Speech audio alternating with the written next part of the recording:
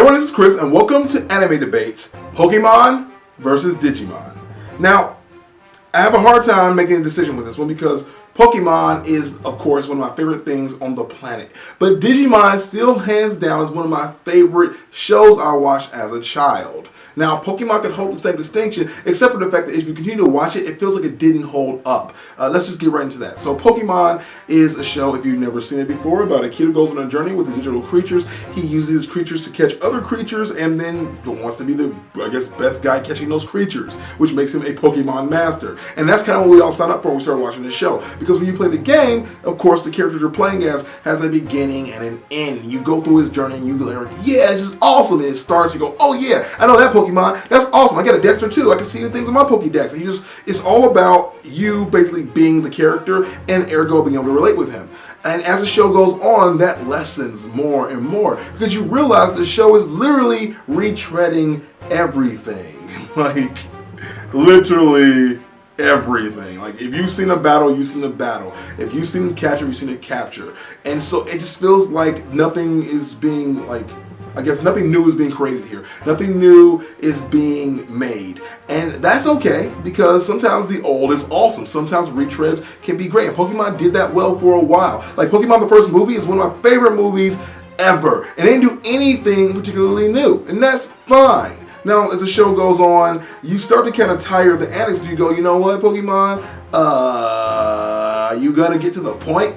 Is he going to become a master or is he not? It's to the point where now people want to see a new trainer step up. People don't want to see Ash anymore. Like, it's really, really sad in my eyes. Because I feel like he was an awesome character when he started. And he had so much promise, so much potential. He had so much to learn. His companions were great. Brock, Misty. Like, you see it all. And you're like, yeah. And now you're just like, oh, could you stop? Because even when he goes to another town or gets new companions, you still kind of wish he was smarter. You kind of wish that he was a better trainer, and you wish that he was up to the promise that the show kind of set us up for. Like, he's supposed to be, and they never say this, but they make it feel like it. He's supposed to be the chosen one. He's supposed to be the greatest trainer of all time. Even his rival retires at some point. And again, all this is supposed to be happening in the same year. Like, the kid never ages, and that's a big problem we all have had with this show. But I won't judge you too much on that because, hey, it is what it is. Now, if we get to about the art has changed throughout the series, and now it's really bright and crisp and very digital. Like, the original show was obviously hand-drawn, and I kind of enjoyed that more. In the current season, X and Y, they're more, vibrant and more alive than they've ever been. And it's really cool because they're actually also doing the thing where the characters are finally showing some real development and humanity.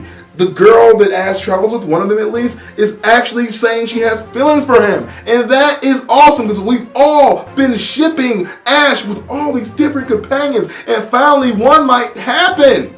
Maybe, but probably not. There was a season where Team Rocket was actually evil and actually menacing, and you actually were afraid they might actually hurt someone. Not all the time, but this is finally a thing that's happening. Like, that's what the show has become. It's become a thing where things that probably should have happened a long time ago are happening, and it makes us excited. I'm not saying the show is bad by any means. It is enjoyable, highly enjoyable. X and Y is probably one of my favorite shows I watch to this day. But that doesn't mean that you compare it to another series, such as Digimon, that it's going to hold up. And that's where we're going next. Let's move into Digimon. Digimon is a similar show where kids get trapped in a digital world, and then they either find their way out, or they find their way home, and the monsters come home with them. Now, this happens differently in different shows. The show has 2 seasons, well, really has 3 that are cohesive, but 2 that are very cohesive, and 1 is kind of disjointed. And then they have more than that don't tie in until much later. The show takes breaks, unlike Pokemon, because Pokemon's been going on consistently for over 17 years. Digimon's been going on, but then they'll stop for a couple of years and then come back, stop for a couple of years and come back. And I feel like that might be a better formula because it allows the show to be fresh, and it allows the show to very much so remain a strong mainstay within the minds of people who both have nostalgia brain and people who just step into the franchise. Now, Digimon had a lot of really goofy, silly humor. A lot of it akin to Samurai Pizza Cats, if you've heard of that before, where the rumor is they lost the script, so they just made their own stuff. In Digimon, they did a lot of that. Did a lot of improvising on the American version of the show, and that made it really, really silly and confusing sometimes, but also a lot of fun. Now, the big distinction here I mentioned earlier is that Digimon's story had a beginning and an end. There is a point of this show where the characters actually grow up and get married and like ship off, and you actually get to see the pairings you wanted to see. And that's like, yes, you're giving us something I want. It makes you so happy, makes you so excited, but at the same time, it also means that the journey goes to an end. You get to move on to new characters. Now, the first 2 seasons of Digimon introduce new characters pretty much immediately. Like as the show goes on, like it started off with one set of Digidestined, then it moves on to the next, but it brings in the old Digidestined in the middle of the series. So you have a lot of Digidestined going up against this big, awesome and evil, and you have the different dynamic characters that come into the show that are all awesome, all a lot of fun, all relatable in different ways. And I know initially I hated Davis because he wasn't Tai, but then you get to like you grow to like Davis, but you also grow to like the other characters too, because now the guy that's the leader isn't the cookie cutter character that the original one was. He's has more of an edge, he has more of an attitude, he's more of a whiner, and you're like, man, I don't like this guy. Well, where's the other guy? But then you find that you like one of the girls more, so you just relate to the girl instead, and that is cool. That's the way life is. Like you don't always gravitate towards a character that is the leader. You don't always gravitate towards a character that takes charge. Sometimes you gravitate towards a character that is like more meeker or quieter or has a different personality, and that made the show more engaging as well. Then you move on to season 3, Digimon Tamers, where everyone is emo. It is probably the most emotional show I've seen in a long time made for kids. Watch the first couple episodes. I've never seen people cry so much in a show about nothing in my life. Like they are constantly crying and emoting and being, I don't want to do this. I don't want to hurt you. I don't want you to leave me. We can't be friends. Like all that. Like everyone is like so whiny, or if they're not whiny, they're just like, Digimon are just data. I can't love you, but I can't evolve if you don't love me. Okay, I'll love you. All right, I don't love you anymore, but you can still evolve. Yeah. It's so ridiculous, and yet so engaging. It's like a soap opera for kids. Like I watch that show every week, like, oh my gosh, they need to stop crying right now. And yet I'm like, hey, don't cry. I'll be your friend. Come on, Tagato. It's okay.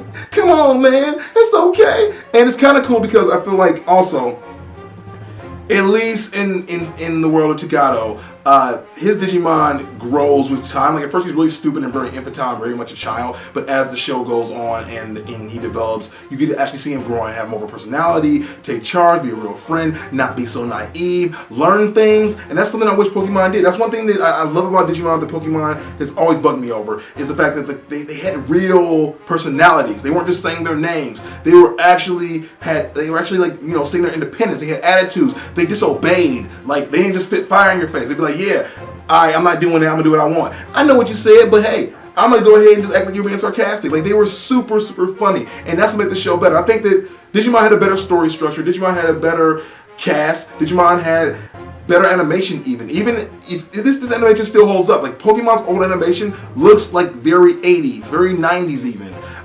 Digimon's animation still looks crisp if you compare it to today's animation. It still looks good and holds up. So have to compare the two shows. I'm going to say hands down, Digimon wins. Not to say that Pokemon isn't a good show, because it's a great show. It's one of my favorite shows, and it is part of my childhood. But if we're going to be real here, absolutely real here, Digimon is and always will be the superior show. Now, if you have a different opinion, let me hear about it down below. Which show do you like better, Digimon or Pokemon? And also, what do you hear me debate next on the next anime debates? Our reuse teleport. Now, one thing I didn't touch on really here is the theme songs. Now, I'm going to go with the American theme songs because I didn't really get into the Japanese version of either one of these shows. Now, if you want to do that, though, Netflix has the Digimon first 2 seasons, and I think you can translate them over to Japanese and read the subtitles. And I did that for a couple of episodes of the Digimon show, and it's actually really different. It's really fun to see what things they decided to translate differently, but I'll just be real with you guys here and tell you that I still love the American version because I like saying Digimon, Digital Monsters, Digimon Narla Champions, wah, wah. The Pokemon's theme songs, for sure, way more classic, and you can't beat that Pokemon. It's you and me, Pokemon. I know it's my destiny. Like, that is just something you can never, ever lose, no matter how old you get. If you enjoyed this video, add me on Twitter so you never miss another one. Also, help me get to VidCon 2015 by donating at least $1 to my Patreon. If you can't do that, at least watch one of my other videos. I have a playlist and links in the description. Thank you so much, and I'll see you guys later.